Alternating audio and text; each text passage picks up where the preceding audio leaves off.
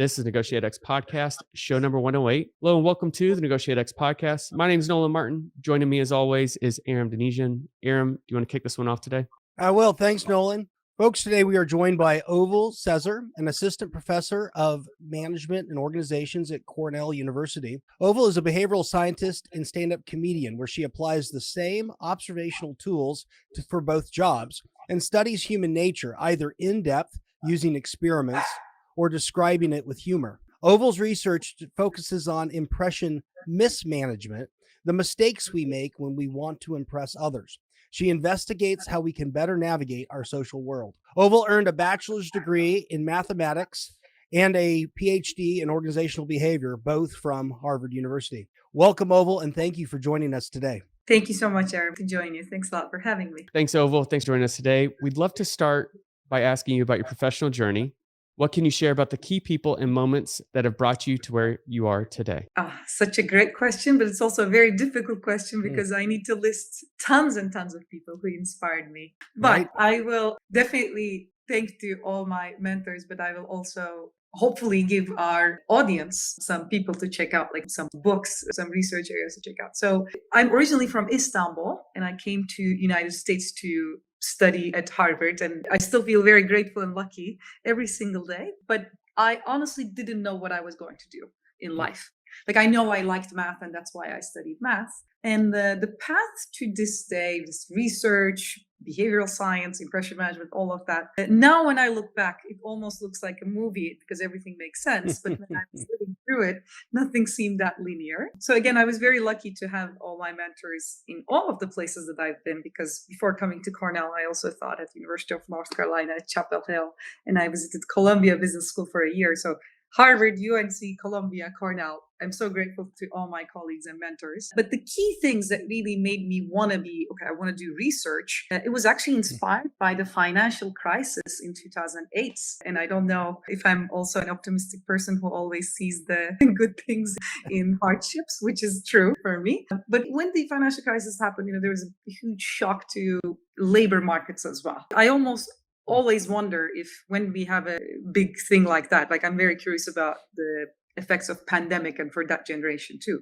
All of a sudden, all the companies say, we don't hire anymore. We're not coming to recruit you anymore. And that was an opportunity for me to check out some of the classes that I really liked and found interesting, but never had the chance to do so because I was like, okay, no one is hiring anyway. No more finance, no more consulting. I don't know what to do. I'm a math nerd, so I should do something about it. And I took some classes on what we call behavioral economics, which I'm sure very popular with our audience too right now, because it's really a fascinating area. And those classes that I took really changed the way I think. And since then, I've always been in love with behavioral science. I would say in terms of like the more key people that our audience can also check, maybe they already know, but Danny Kahneman and Amy Tversky's work on the foundation of behavioral economics was amazing. And the other book I read around that time actually was a sociology book by Goffman, The Presentation of Self in Everyday Life, which is very related to what I research nowadays.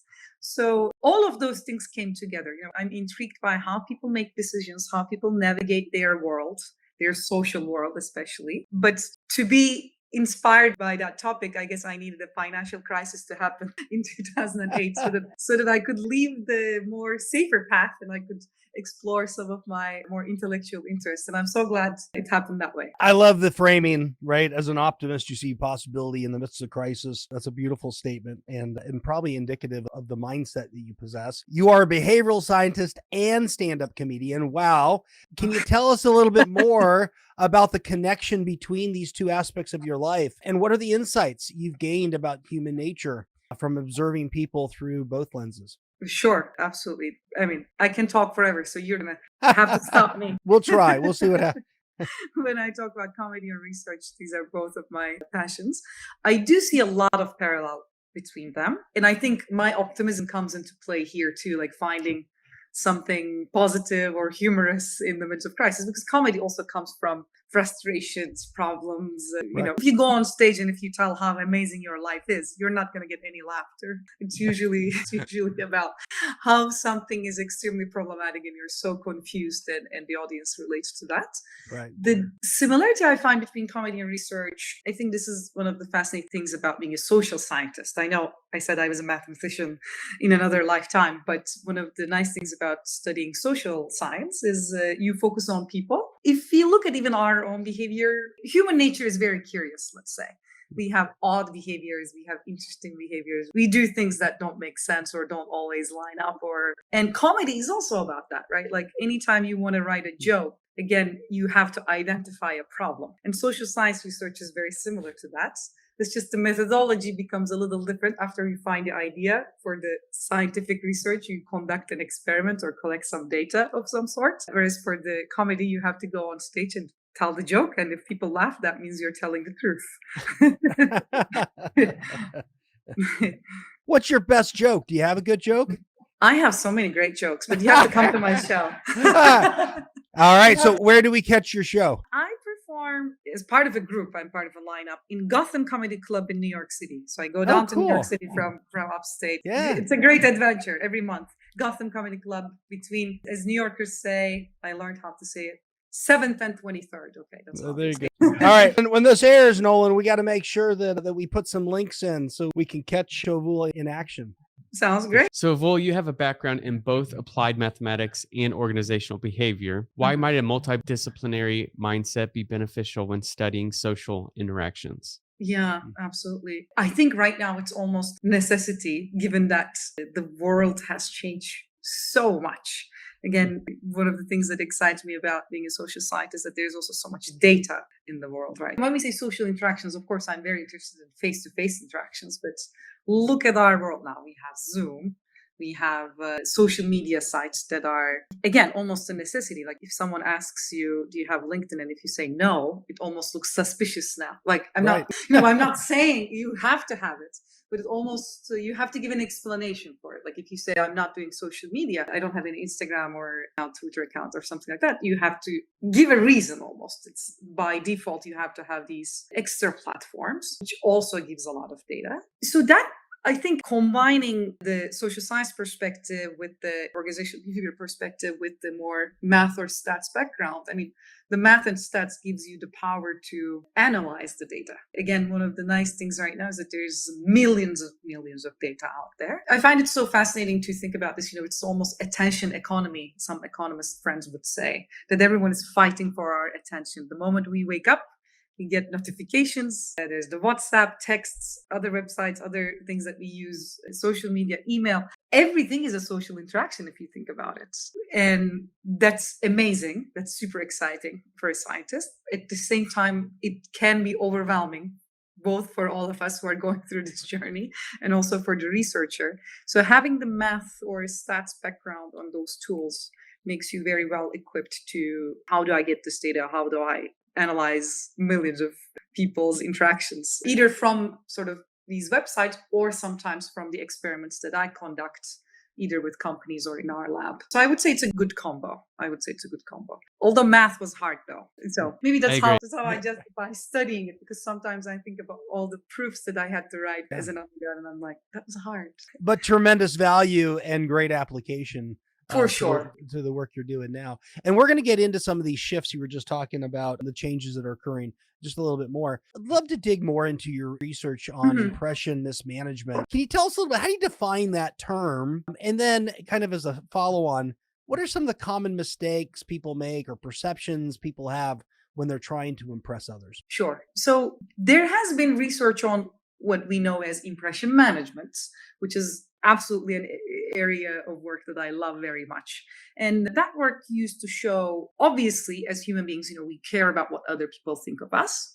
And we try to impress others. We try to look good. We try to be likable. We try to look smart. And we already know from the past work that people have some strategies that they engage in. And they usually work. For instance, if you're in a meeting with your boss, we know that flattery works. We know that opinion conformity works. And it's usually true. I mean, you don't see these things very outrageously in the workplace, but at the same time, anytime someone high status gives an opinion, a lot of people would say, oh, that's a great idea. Like usually those are the things that you hear. And we know that these things lead to a good impression.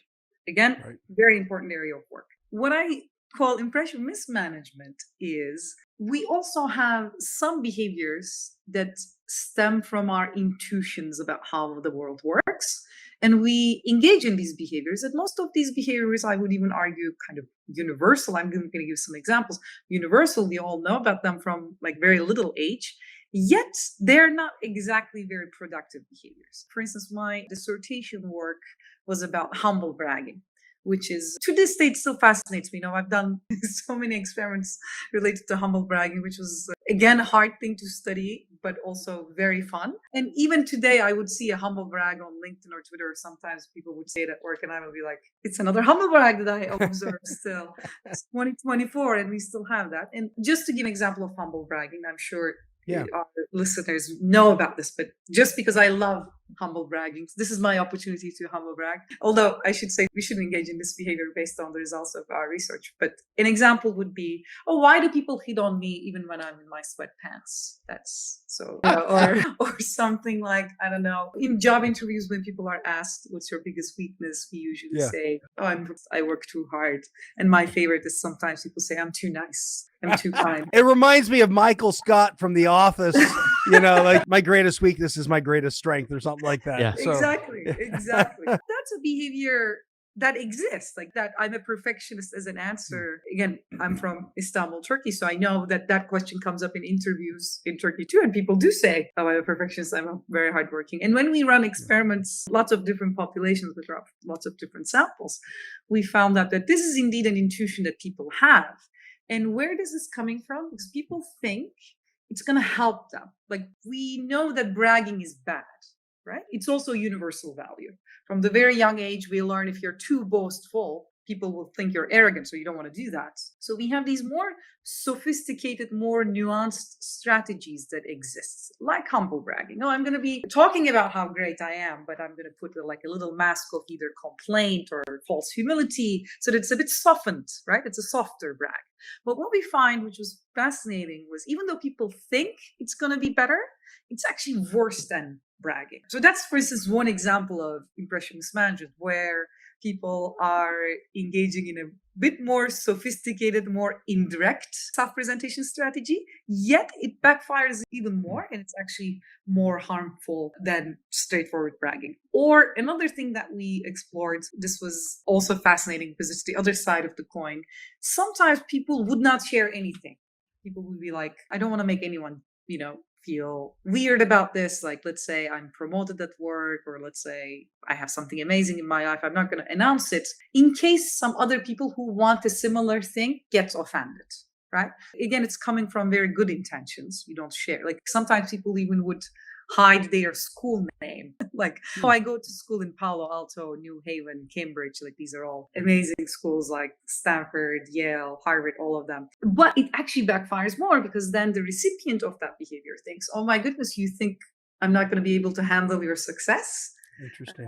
That's very offensive, right? That there's something, that paternalistic motive, you are trying to control my envy or jealousy or my emotional reaction to your success gets in the minds of people. And we don't like that. We feel that it's actually very offensive and insulting. People say from like school years to, people say, oh, I didn't talk about my pregnancy or engagement. I didn't tell them about my vacation, or I didn't talk about my school or my grades. In school, people would be like, oh, I was getting good grades and my friend was not that good, so I would never share my grades. So that intuition exists since a very young age, which I find fascinating. But we do find that it's not necessarily productive.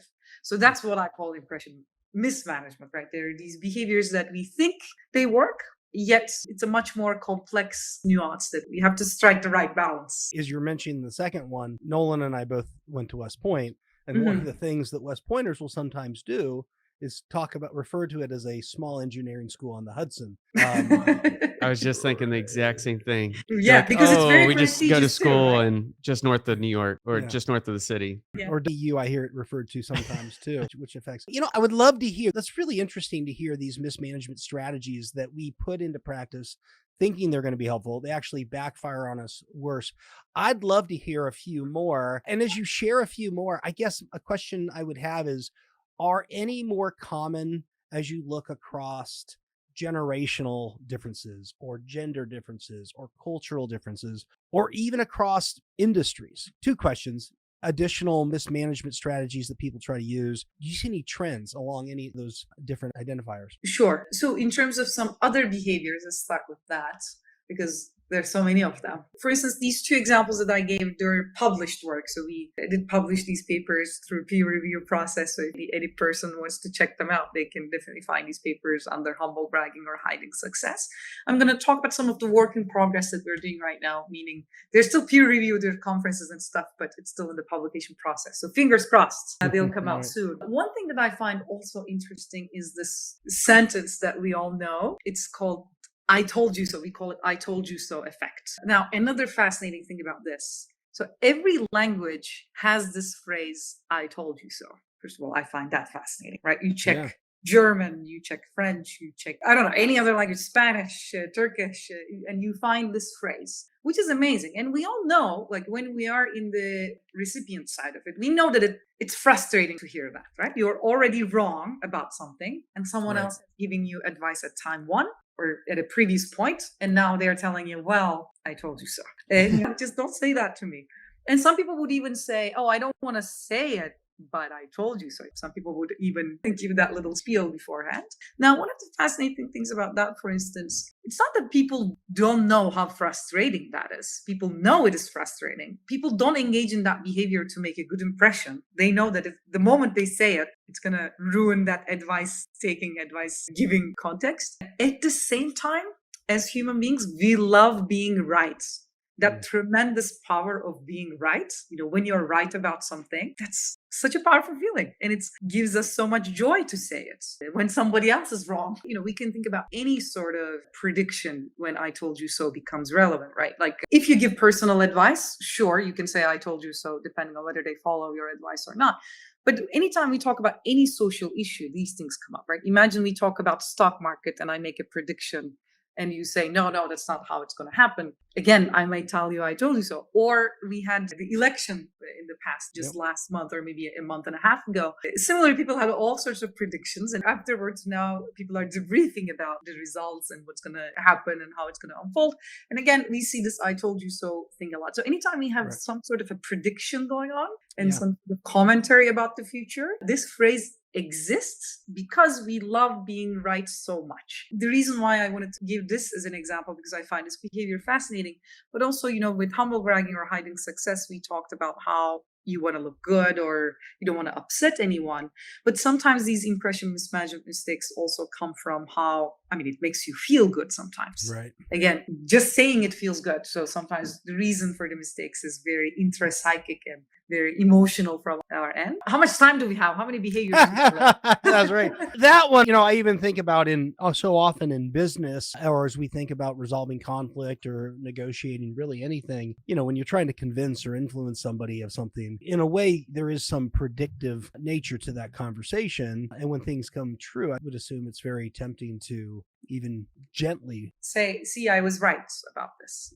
Yeah. And I don't know, have you done any research on the generational or gender differences when it comes to any of these strategies that are more prevalent, like older men or younger women or anything like that? Yeah, that's a great question. In terms of looking at the actual generational effect, I couldn't find that data yet. So I really hope that some social media site would give me that data. So I can at least look at, we can compare different, we can compare Gen Z, millennials, or Gen X. And I would say, your intuition is right that the reason why I think, that when we laid out the whole research agenda in the beginning, impression management was a research area.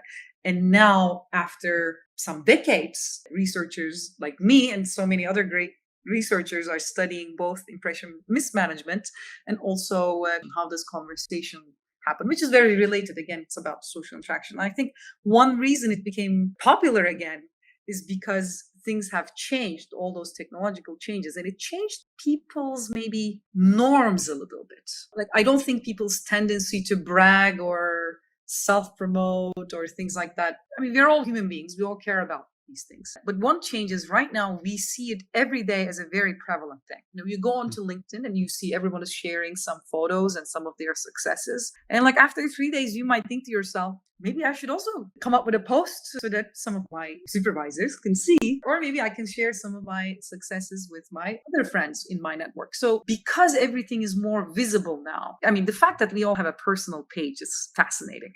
Some people in the 80s didn't have that, I assume, right? Or in the 90s when I was a kid, I never remember my mom or dad going to their personal website and like curating a post. Like never happened. It would have to be on a poster board outside the house somewhere. I don't know.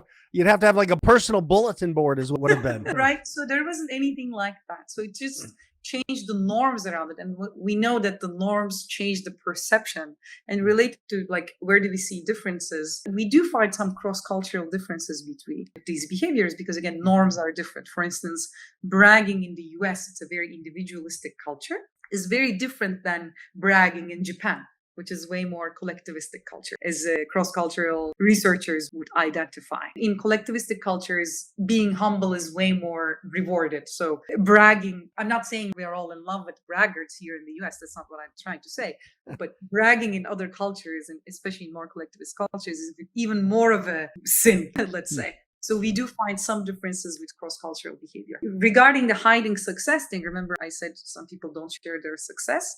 I know that in a lot of cultures like Turkey, Greece, Israel, like other Mediterranean, Middle Eastern countries, you wear a bracelet or something called evil eye. So even if you share a positive news, it's like protecting you.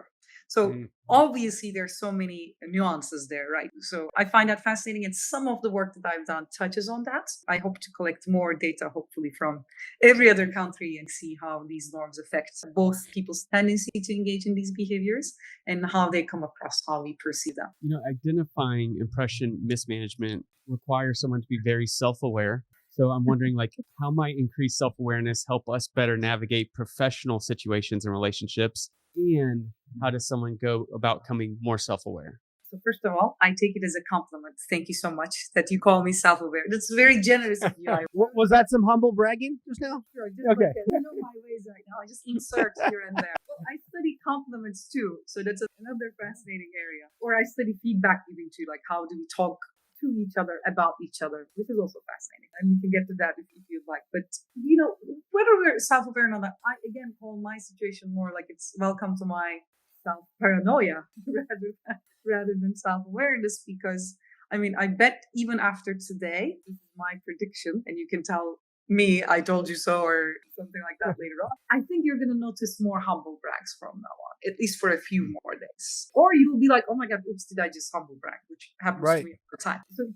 does create a little bit of a social interaction paranoia. With self-awareness, now the research on this is mixed. Well, there hasn't been any training about impression mismanagement, but if we go back to Danny Kahneman, he was the first people who identified these shortcuts that are cognitive function and did, like things like anchoring, things like confirmation bias. Like I'm sure, again, some of our listeners, and I'm sure you know about these things. So these are individual cognitive biases. And there has been research that shows that even being aware of them doesn't necessarily solve the problem long term. Because again, these are motivated behaviors. These impression behaviors are very motivated too, but they're not necessarily super conscious behaviors, meaning that, look, when I'm going to humble brag, I don't necessarily make the perfect humble brag in my brain and then come up to my boss and just blurt out the humble brag. It's usually coming from my motivation to look good, but I don't necessarily do it very consciously. Being self-aware can provide a little remedy, but I'm not sure if it would solve. And this is based on, again, the research on the more behavioral econ biases. So I haven't done it. I would love to train people not to humble brag and see what they do in the following week. But I think studying impression mismanagement requires there's this new research that I like very much, and it's coming from team researchers or group researchers. It's more about being attuned. I think it's also based on a little bit of psychotherapy. If you're into any clinical psychology research, I find it fascinating and I should know more about it. But being attuned is not just being a good listener not just being a good responder, but also understanding the emotional tone of the conversation you're in and understanding where the other side is coming from. Some of the researchers in social psychology also have studied perspective taking. Some people focus on empathy. Like there are lots of different constructs that are related to the same phenomenon. I think wherever we are in a conversation, either face to face or LinkedIn, being attuned is very important. And it's a bit one higher step than self-aware, right? It's not necessarily, oh, I know who I am. I mean, that's a great quality. If you're self-aware, that's amazing. But I'm talking more about what does the other side aim or want to get out of this conversation, or what's the feeler? That's why sometimes we would see even these big name executives doing something, and then we would be like, oh, that was such a tone deaf response, because they were not attuned to their audience. Yeah, as you're talking, I'm thinking about Daniel Goleman's work around emotional intelligence. And what I heard was it certainly starts with some awareness. That's not enough for the long term. This idea of being attuned is really, how is the way in which we're engaging landing for you? I've got to connect with that, the emotional tone of the conversation, being able to practice some perspective taking. That feels like really hard work. Are there ways people can intentionally practice, especially that latter piece around being more attuned to others? Sure, absolutely. I think here comes where the focus of our conversation is. And I think at some point in our lives, we all have been guilty of this. Even when we are listening, we would be more interested in what should be my next response, right? Even when we are in a work meeting, we're usually creating what we're going to say. It's a human thing to do. I'm not criticizing anybody who does that. I am someone who does that too. I try to, though, like when I catch myself, I try to sort of get out of that mindset. I'm like, okay, oh boy, don't worry about your response just now. Let's try to really, really focus on this conversation of what's going on. And that same thing goes for, we are talking about a little bit more general about conversations right now, but that same thing goes for impression management as well. I think most of the time, again, we are in this attention economy. Everything is competitive. We are also trying to carve out our own space to talk about our expertise or the great things we have done. And I think sometimes we take these shortcuts to talk about our competence too much. Oh, I did this, I did that. Maybe competence is something that we signal in the long run. Maybe, we don't have to do it in like a 2-minute interaction or just one post on LinkedIn. Maybe we, just like creating what we're going to say, maybe we need to create our image as well. So reputation, I would say, is a more long-term game. I think one mistake that we all do, we focus on too much on the shortcuts and short-term games. Let me tell you about what I did. Let me share that other accomplishment, other degree, other paper. Again, as academics, we talk about papers. This comes up a lot. But feeling a little more in peace and slow and taking the longer way to convey your reputation, I would say, is a much better way. I totally agree, being attuned is harder. It requires practice, and it requires more like, okay, I'm not going to necessarily focus on what I'm going to say in this little short 5 minutes, but I'm going to really talk about my reputation as a whole as a more long-term game. I would love you to say a little bit more. This idea around reputation, I think, is so powerful. As I listen to you talking, we want to appear smart, competent. Mm-hmm. We want to be likable, right? We know that likability is a factor when it comes to influencing others. Biases, a like-me bias, tends to show up quite a bit as we try to influence others. So these things are really important. I will often talk about in negotiation, but also leadership classes, this pathetic need to look good that we all possess, right? That we really, right? And it just sometimes gets in the way of not only learning, right? My ability to learn because I block out things that feel threatening, but also just my ability to connect genuinely and authentically with somebody. So how do we manage this? I think at the essence, how can I be more likable without alienating you? Yep, absolutely. It's also, another thing that you said, and I liked you said we all have this pathetic need. It's so true. But we're all in this together. So I also don't want any of us to feel bad about this. Because sometimes people would say, oh, I don't care about what others think. I understand that looks cool. But I think to some extent we all care about what others think. We have to, because we are a human being. We're part of the society. So the thing about liking and competence, and I'm going to give you more strategic things that we can all do to be more liked. But one of the things that make it even harder, even more complex, is being liked and respected at the same time is also hard. That's why strategies like humble bragging exist, right? Because if you think about it, these strategies that get us to liking or looking smart, they are in complete conflict with each other. So if I want to look likable, I should agree with you and I should smile. Right? But if I'm a new boss and if I want to assert my authority and look very competent and smart, I'll probably a little bit, I won't smile as much probably, and I will probably won't agree with everything, right? I will be like, I'm not sure. You're a little harder to impress. Or you would brag if you want to impress someone, but that's certainly not a likability key at all. That it wouldn't get you to likability. So this is called self-promotion paradox in the literature. It's a paradox. The moment you look more competent, you lose on the likability.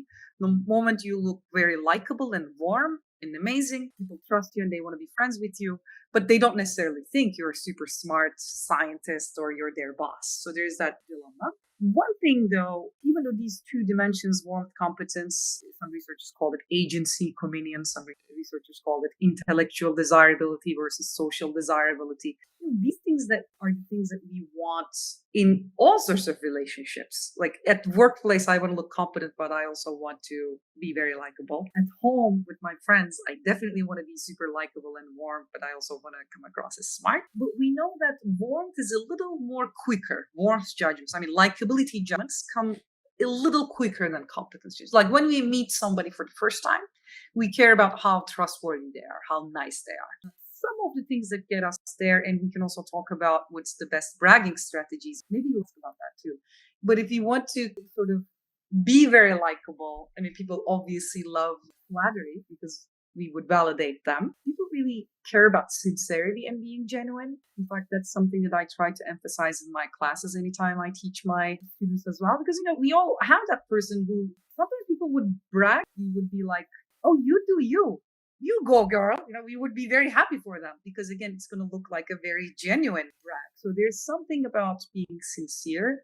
In fact, in bragging research, sorry, I'm jumping from one topic to another, but the research is fascinating in this area. In fact, emotion researchers who study pride, which is very related to bragging, and it's a fascinating emotion because it's a self-conscious emotion. When we feel pride, even in developmental psychology, when a kid feels pride for the first time, that's when they are aware that somebody else is looking at them. It's very, very self-conscious. And with pride, researchers have identified two types of pride: authentic pride versus hubristic pride. So when it's hubristic, it's more like giving the vibes of I'm better than you. Or I'm like, look at me, I'm doing great, which is very common in social media, by the way. Whereas the authentic pride, and sometimes I see example of this too, and I'm like, yes, this sounds great. Authentic pride is more about how hard somebody worked, or maybe it was a teamwork. Maybe they would brag, but also do it with gratitude. So these are all great strategies for coming across as also a likable person without necessarily sacrificing on the competence dimension.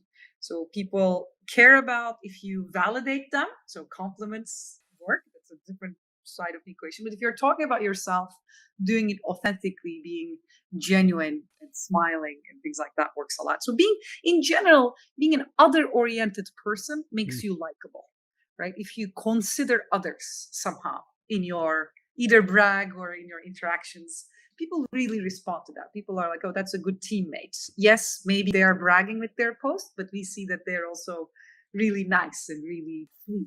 It is a better way to brag as well. That's what I was going to ask you. So you mentioned all these good bragging strategies. What do we do if we're interviewing for a job or meeting a new client, customer for the first time? It feels like humble brags is what you're supposed to do. So what should I be doing differently? Yeah. Oh, I should say humble brags is not what you're supposed to do. Straightforward. Right. It feels like I should. Oh, you're saying from the perspective. Yeah, of from my perspective. So what should I be doing better? So number one, don't do the humble brag. Got it. Thing I would say. There are different strategies. Like we know, for instance, one thing that we find in our research, and that's recent, that's also published work. It's just published this year. So here's my brag about my recent publication. We'll let you get away with it. Thank you. So we found that if people talk about their journey instead of just their outcome and the success, it's much more effective because it makes you look humble. And journey meaning, what are some of the challenges you face? Because again, in a job interview or in any networking session, when we're trying to impress the other person in a short amount of time, we usually understand when we talk about our CV, right? We're like, oh, I led this team. I was a director here. I graduated from this school. I got this degree. And it feels like a list of accomplishments. These are still impressive.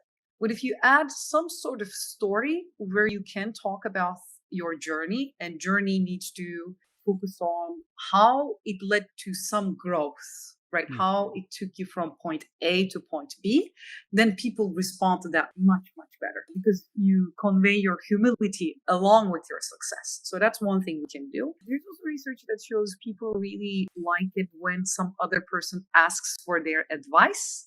I mean, I'm not sure if it's doable in an interview, but it can definitely be done in any other work setting. Like imagine you're trying to impress your mentor, your supervisor, your boss. Like if you ask for their advice, people really love that because all of us think, oh, smart people ask for my advice. Asking questions is a great way to build more of a relationship. And I think going back to being attuned, going back to this mistake of focusing too much on your answer or your response, if we signal curiosity about the other side, if we ask them questions, if we let them talk, people respond to that very favorably. And I think the best way to brag, and again, this is like we have to be a little more strategic about this one particular tactic I'm going to list. Still, one of the best ways to brag is if someone else does it for you. If someone else says, oh, he's great, he's awesome, he's amazing, then you don't get to face any consequence of being a braggart because someone else is doing it for you. On top of it, that also creates some curiosity about you, right? The person who hears about you is probably Googling you or looking at your work. So finding a winged person for our bragging efforts is also quite important. So from now on, all three of us should do that. Like there we go. Yes. You got it. And in those strategies, one thing I'm hearing is need for a lot of preparation. This isn't just something you do off the cuff, but there's preparation involved when you're talking about getting curious and asking for advice and even having someone else do it for you. True. Some, at least maybe, again, going back to some awareness, some prep, some owning of that conversation and social interaction rather than being paralyzed by the anxiety of it. Because nobody likes to network. Nobody likes to go to a job interview and being evaluated. You're always, that's a cognitively hard thing. But rather than focusing on that, maybe being a little, as you said, I think if you're a little prepared, if you're like, I'm just going to have a great conversation right now because I'm going to make the other person feel very valuable and heard, that's a good start to make a good impression. Well, you mentioned compliments and feedback as two other areas that you've researched. What have you learned through your research, and what are some actual tips to make both feel natural and effective? I think what we learned about compliments is confirming or finding extra evidence for the past research that people love compliments. It's amazing how we respond to compliments. Actually, one of my favorite research coming from the early 2010s, like it's amazing. Even 2010 is like 15 years ago. Oh my goodness. It's crazy. Time passes so quick. One of my favorite papers from that line of research is people even respond to insincere flattery, which is crazy to think about, right? That this is coming from marketing research. And basically this paper showed that like the experiment was something like this. I'm just going to describe it so that also our listeners can understand the methodologies that we use. So even though this wasn't my paper, this was other researchers, but this was more, I believe it should be Sengupta and Chen. And I believe the paper is 2010. If my memory is correct, I'm going to congratulate myself. I'm very sorry and I apologize. Basically what they did is that they created two different ads for a new store in a neighborhood. And one group of people received a very neutral ad on paper, which said, we are contacting you because we are the new store. Come to our opening on Saturday. Check out our clothes and stuff like that. The other group of people received an ad that says, we're contacting you because you're so stylish. What's so funny is that the moment these people get this ad, they are saying, oh, they're trying to sell me stuff. That's why they're giving me these compliments. But 1 week later, this group is still more likely to go back to that store, buy from that store. Again, the likelihood is even higher. I study these things, and anytime I'm trying to buy something, if the salesperson tells me, oh, yellow looks great on you, I'm like, oh, really? That's amazing. I'm immediately falling for it. So compliments are extremely powerful. If you want to motivate someone, you can definitely give a compliment. If I may, I just want to tell Nolan how sharp he's looking today. Thank you. And it's been a dynamic interview so far. You're really doing great. Ready to do business. When we look at the feedback settings, sometimes we find that people who have more status concerns, they wouldn't necessarily be very generous with their compliments, but instead they would do something we call backhanded compliments. So it's like, oh, you are, this is good for a first try, or you're funny for a woman, or your English is good for an international, which is, I don't agree with that. I think my English is great, right? This is fishing for a compliment. Now it's all getting. It's awesome. Your English is so good. Thank you very much. So backhand compliments, what we find is obviously harms the relationship, because when people get that, people think it's condescending. If you want to give negative feedback, rather than making your compliments worse by adding a qualifier and making it sound like a backhand compliment, maybe one way to give sort of more negative feedback would be to state your intentions. So tell somebody, I'm really on your side. I'm really on your team and I want to help you. That's why I'm going to give you this feedback. And then give the direct feedback for improvement. That's way more effective. And just stating the intention makes a difference, actually, when people need to engage in these difficult conversations. So that's also a very nuanced spot. Again, compliments are easy because everyone loves them and it makes you feel good to receive them. But the moment there is any feedback setting, it gets a little complicated because you also want to improve whatever needs to be improved. And then you have to be more thoughtful about what you're going to say. But definitely no backhanded compliments. Earlier, you also spoke about all these shifts. If I go back in my notes, you were just talking about, the world is just changing so much, which in some ways is marvelous for the sort of research that you're doing. I'm curious, as you look across society and culture, whether, from social media shifts to AI and other technological advances, what do you see as potentially new challenges, or maybe it's opportunities that are going to arise and impact the way we try to influence or impress each other, or the way we dialogue and converse? Yeah, I mean, absolutely. It's both fascinating, overwhelming, both a great opportunity, but also a great challenge for everybody. So as a researcher and also for someone who's participating in these things, and I do have an Instagram. Biggest change, again, we talked about this a little bit. There's almost this norm of you have to take part in this, or even if you don't, you have to be still careful about not participating in it, because where everybody's competing for some sort of attention. And when you are also trying to carve out some space for your own expertise, whatever your contribution is to the world, how are you going to let the other people know? That's something to think about. If you don't have these platforms, what else are you doing? I think, especially if you're on the younger end, if you're a very high stars, if you had the Nobel Prize, you don't have to have LinkedIn right now, right? But maybe even they do. I don't know. Maybe there's a competition between the Nobel Prize winners too. Who knows? So you have to think carefully about that. I think the biggest challenge comes from, with the introduction of AI as well, now we also have the challenge of what's super curated, what's real. That's something that we come across in teaching too, right? Like right now it's the final season and we are doing all sorts of things to make sure that my students do their own writing rather than asking ChatGPT or another one of those to come up with the idea. And we do all sorts of things. So I think similarly with the general content, there is this idea of what makes something more human-like would be a very important question. Going back to the importance of sincerity and being genuine. Even the empathy, the role of empathy and the emotion, perspective taking, showing up. Yeah, and that would be important, I would say, even in all these technology spaces. I do think there's some sort of a shift there, but it's happening slowly. I read this on a news piece just recently, so I'm very sorry I can't remember the source, but I read that in 2023 and 2024, these are the first years that all social media across all platforms, the influencer posts were more than just a regular person posts. And this is the first time we're seeing this shift. If you go back to 2015, more regular people were sharing all the random things about their lives. It wasn't necessarily about promoting anything or trying to sell you something. Now, in the last 2 years, I think, especially after the pandemic too, now we see the shift that people are trying to be a little more private, a little more, social media is like their thing now. Some other people are doing it. So I think we'll see some shift there.